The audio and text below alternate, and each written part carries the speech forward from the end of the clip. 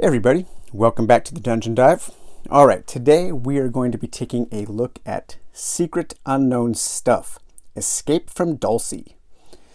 And if that cover doesn't get you excited for the kind of game this is, and this cover really does reflect the kind of game this is, then this probably isn't the game for you.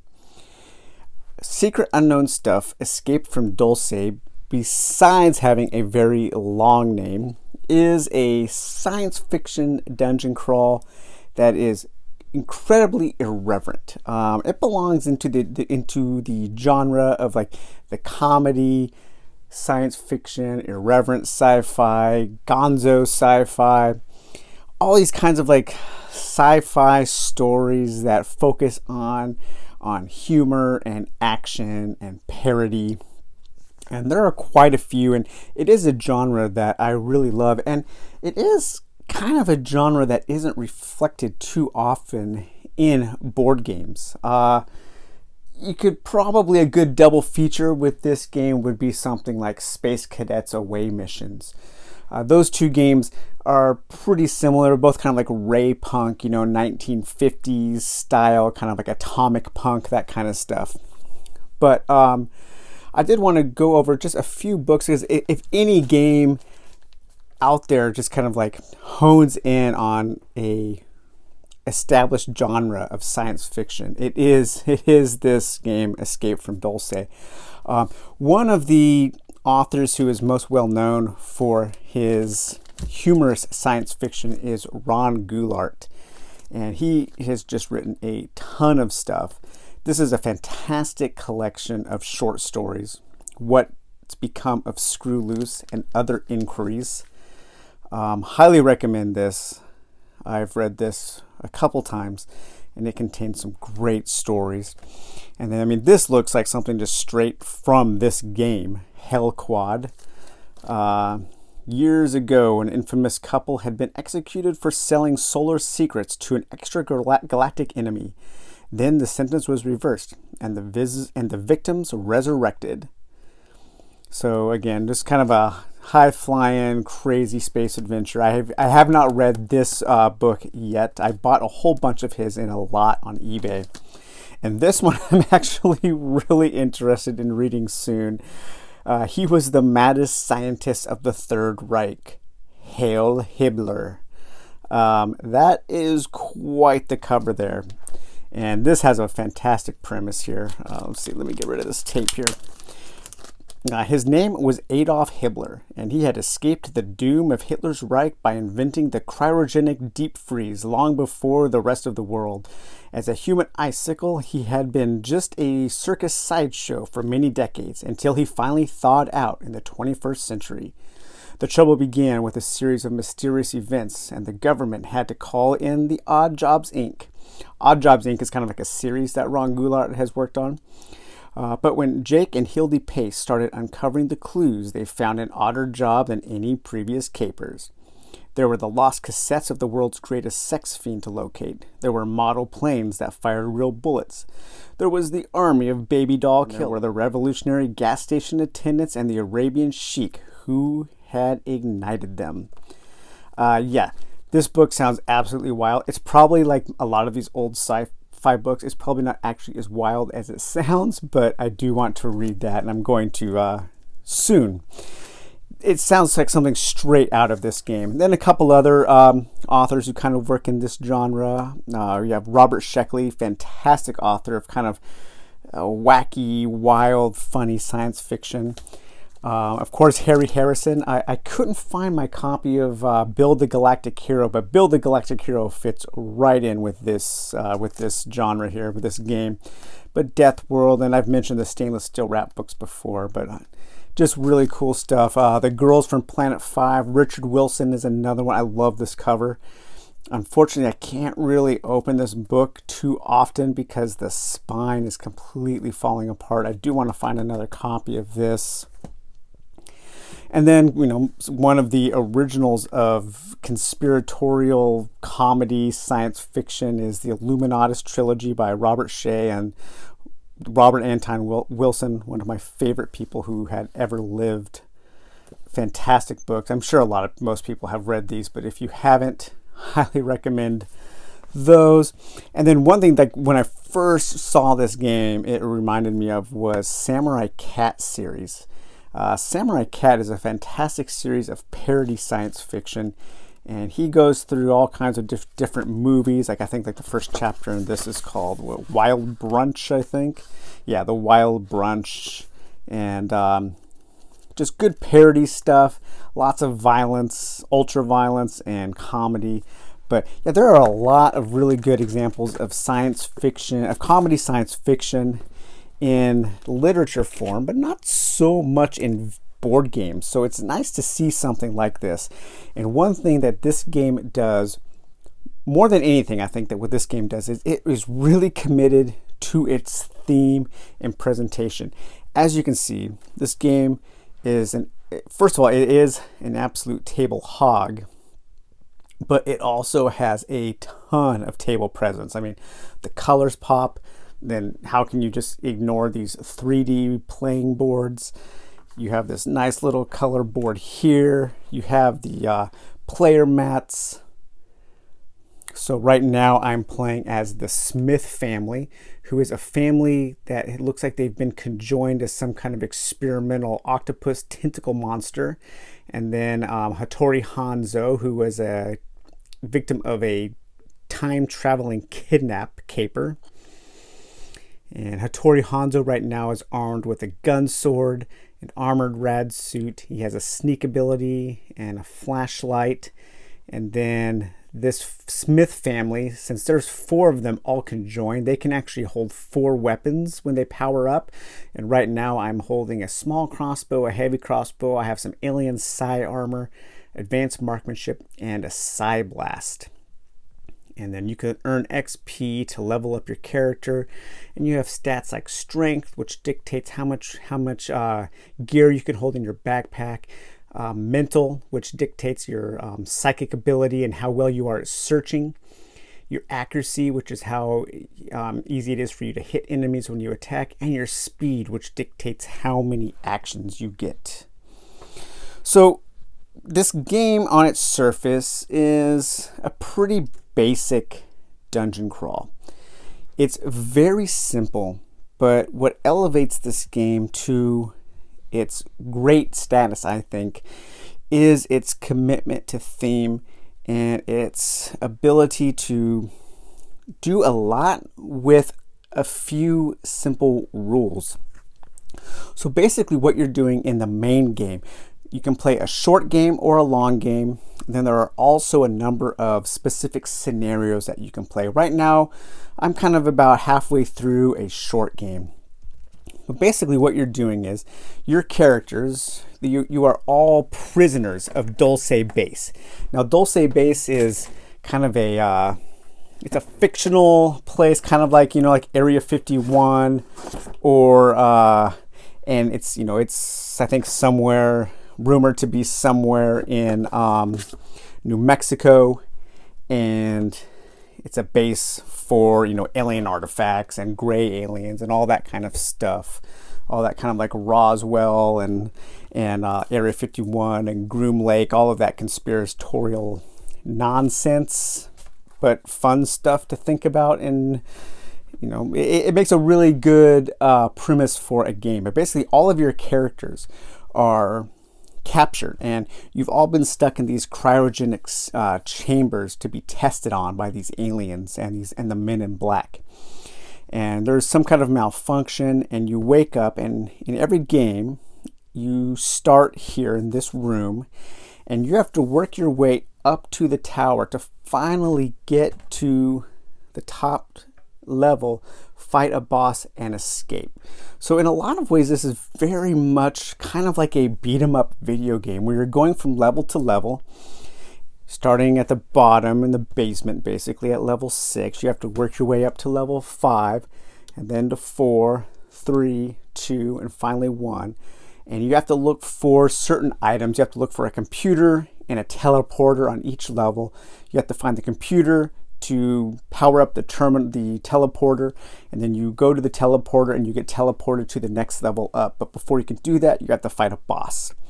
So it's very much kind of like a beat 'em up video game where you're level to level, you're walking from room to room, fighting enemies, gaining XP, leveling up, and finding loot. And that is pretty much the entire game.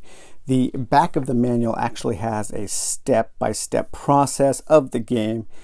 And this is the entire game right here. You enter into a room, so you go from one room to another. You flip over one of the tokens. You draw an encounter card. You raise the alarm level. You draw your enemies based on the encounter card. You set up your initiative and combat track here. You fight the enemies. You get XP. You search for loot. And the game book actually says rinse and repeat. And that's it. I mean, when I first got the game, I was looking at the rule book and it was like 40 pages of rules.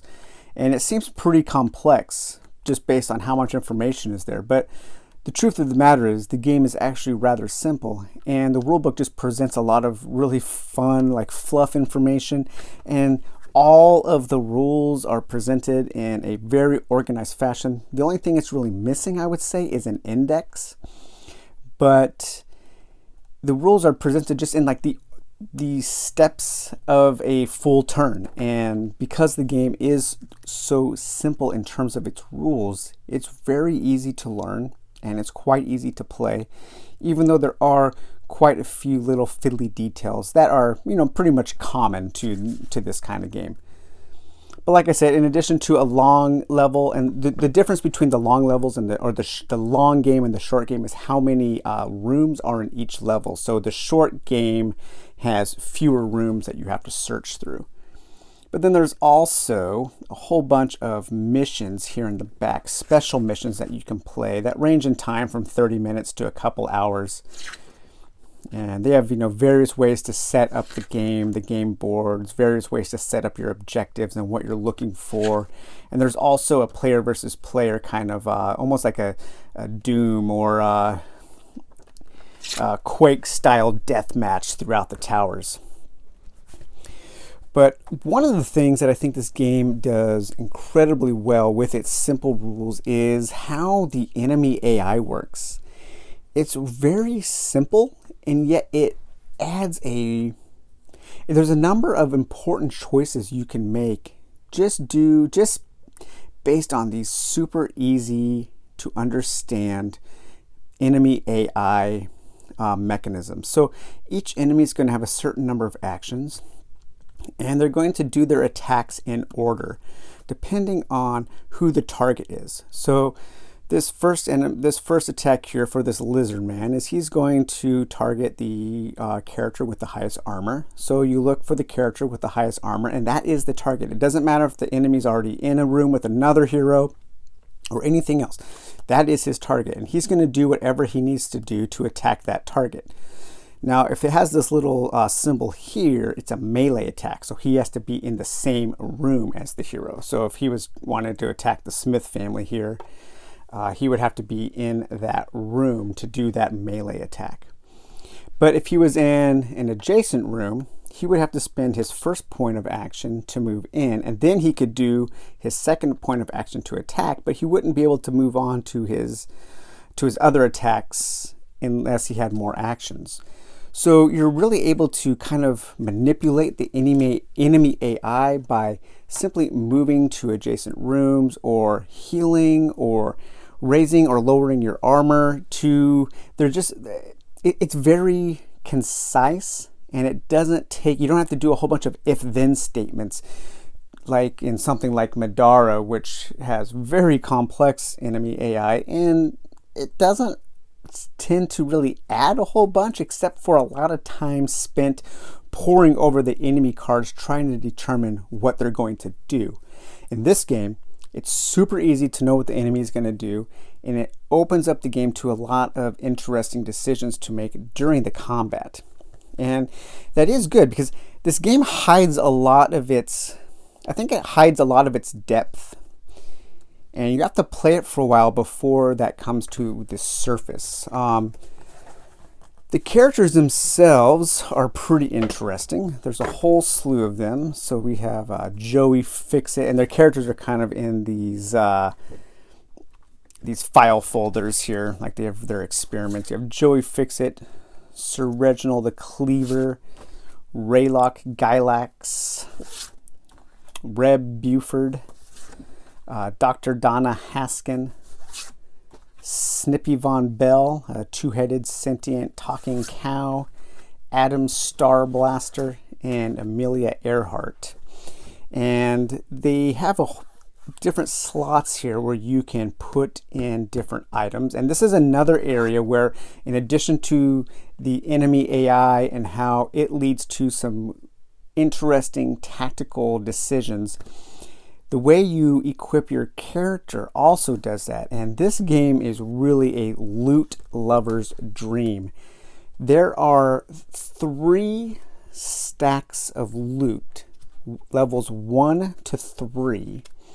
And depending on how far up the tower you go, you draw from different ones, starting at level 1, working your way to the more powerful ones at level 3.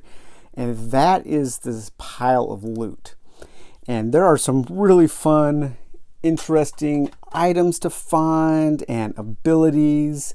So you can find, different kinds of weapons. You can find different abilities that you can equip, different kinds of armor, security badges to lower the alarm levels, different arts, all kinds of different weapons and armor, and ray guns. There's Hattori Hanzo's, there's his samurai armor. There are things like peanut butter and cassette tapes and VHS tapes that you can collect to summon allies. So I think there are 4 different allies that you can summon. If you find the right combination of items, you can summon Mari the Mothman. To summon him, you need to find 2 tapes that contain Richard Gere movies, which is pretty funny. Blurry the Sasquatch, Kaltar the Altarian, and then Mikey the Goat Boy, who's into metal. And this game definitely has that kind of like heavy metal, like throw up the devil horns type mentality. So it's a lot of fun. But so as you're finding gear, you're leveling up your character, you're making choices based on what kind of weapons they can equip, or what kind of armor they can equip, what kind of ability they can equip, and you're going to want to cycle in and out items into their backpack depending on what you think you're going to need as far as healing items and that kind of thing. And you're working your way through, going from room to room, having encounters. And all of the encounters are done with these cards here. And there are 4 levels of encounters as you work your way up, depending on the Roman numeral of the room you are in. Starting at level 1 in the caverns here in the basement, and then working your way up to level 4 at the top. And so you're going to be drawing different encounter cards. And these encounter cards are a lot of fun. They will dictate what number of enemies you will fight based on how many players are playing and based on the alarm level. So as you are working your way through the game, every time you draw a new encounter, the man in black here is going to be moving up this alarm track. And when green is pretty safe, yellow, you have to start worrying about roaming groups of enemies and random encounters. Red, every time you have an encounter, you're going to spawn additional enemies. And when the man in black reaches the black level, he actually comes out onto the board at a spawn point, and he becomes like a mini boss, which unfortunately right now in this game I'm playing, I am facing 2 bosses here. I'm actually facing the man in black and the gray alien commander, and both of my heroes are badly hurt, and I don't think it's going to go very well. But that is a story for another day. But basically, yeah, so you're going to get, and on each encounter, you're going to get a cool little snippet, a little story snippet. A clown doll sits on a metal desk holding balloons. An electronic voice from deep inside its head says, "Take a balloon and join us." And then a lot of them have little narrative encounters before you face the monsters. So this says, all players must make a mental check or lose 2 actions for the first combat turn. Each player may take a balloon afterwards. Just find a scrap piece of paper and draw a balloon. Then add it to your items and wait. Just wait. So I have no idea if that balloon is ever going to come into play in the game. It would be hilarious if it did. I don't know. Sometimes you will get armor that gives you a +1 laughter. Like I said, this game is silly and it has a good sense of humor. But there are for each level, there are a ton of different encounters. And as you can see, they all have different kinds of things. Like sometimes they're good. Sometimes you have to make choices. You can do this or that. Usually you have to pass some kind of simple stat check. So it has a whole bunch of stuff going on in these encounter cards. The combat is probably where most people are going to have an issue with the game, especially modern gamers, because it really is just the actual act of combat is just a dice chucking Ameritrash style game, where the decisions and where the tactical nature comes in is how you manipulate the AI and how you equip your character and use his or her abilities to, mitigate some of the luck. But you're basically rolling these giant D6. There's a regular D6 for scale. You're going to be rolling these, and you want to roll low on your attack. So if you have an accuracy of 3, that means you hit on a 1, 2, or a 3. If you ever roll a 1, it's a critical hit, and you get to do more damage. And then depending on what kind of weapon you're using, melee, ballistic ranged, alien technology, experimental weapons, or psychic ability, you get to roll different dice that have cool little custom symbols that represent the damage you do. And then some characters and enemies will have armor, and the armor subtracts from the amount of damage done, and then you just move the slider down for damage done. Some attacks can damage your armor, so there are different ways to get the armor down. And that's kind of the whole game. Like I said, you move into a room, you raise the alarm level, you draw an encounter, you read the little story, you have the little narrative encounter, you fight enemies, you search for loot, and you get XP, level up, and you keep doing that from level to level, fighting boss to boss, and you want to get all the way to the top here and escape from Dulce. Really neat game. I like the initiative track. It's really easy. All the enemies have a number. Like this guy's 8, so he goes on 8. Man in black is 11. He goes on 11. There are 1, 2, 3, 4. There are 5 different enemy groups you're going to be facing. You have lizardmen, gray aliens, guards, mutants, and robots. And each one of those has a certain number of cards. So the enemies have different attacks, and the different attacks are different enough to where they do feel like different kinds of enemies. You have all the enemy standees over here that go on the board. And then the bosses also have different cards. So like the Dulce Guard Commander has 4 different variations. So each of the bosses has 4 different variations.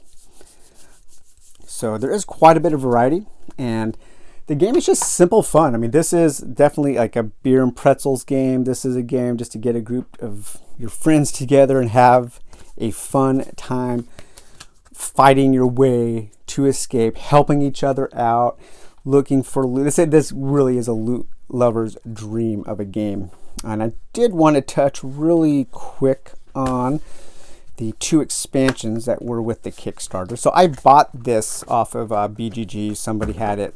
I finally found a copy that was cheap, or cheap-ish, and it was unopened. So the 2 expansions are released, and they're like old D&D modules. And these are a little bit more story-based. So these come with their own fold-out maps that you play on that represent different environments. And then these have like special rules and special story encounters that you are going to face while you are playing this scenario. I have not played either of these expansions yet, but I am really looking forward to it.